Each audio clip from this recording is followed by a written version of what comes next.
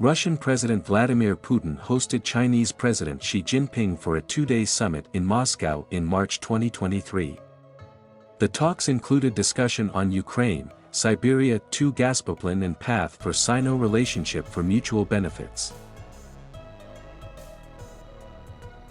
Putin said Chinese proposals could be used as the basis of a peace settlement in Ukraine, but nothing emerged from the meeting to tie his hands militarily.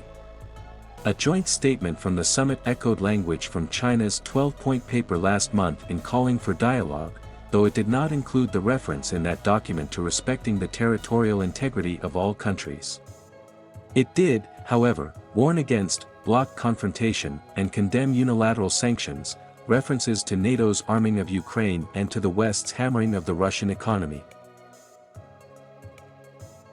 The summit produced 14 agreements on topics from soybeans to atomic energy, but it did not yield the big prize Russia wants, a deal on a new gas pipeline, Power of Siberia 2, to pump an extra 50 billion cubic meters, BCM, of Russian gas annually to China via Mongolia. Putin said agreements with Mongolia had been reached, but Deputy Prime Minister Alexander Novak made clear it was not a done deal, saying instructions had been given to gas giant Gazprom to clinch a contract as soon as possible. There are two likely sticking points: who will build the 2,600 kilometers pipeline and how the gas will be priced. The fact of Xi's visit was a timely boost for Putin, 3 days after the International Criminal Court accused him of war crimes in Ukraine.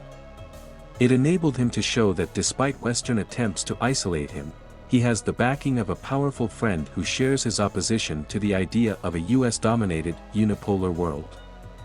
The personal nature of the relationship, they have met some 40 times and call each other "dear friend," binds Xi to Putin in a way that means any defeat for Putin in Ukraine would also damage the Chinese leader.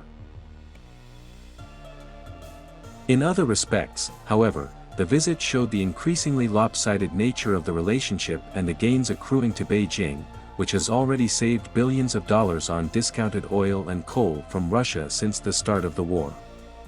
Putin said Chinese companies would be first in line to replace Western companies that have quit Russia.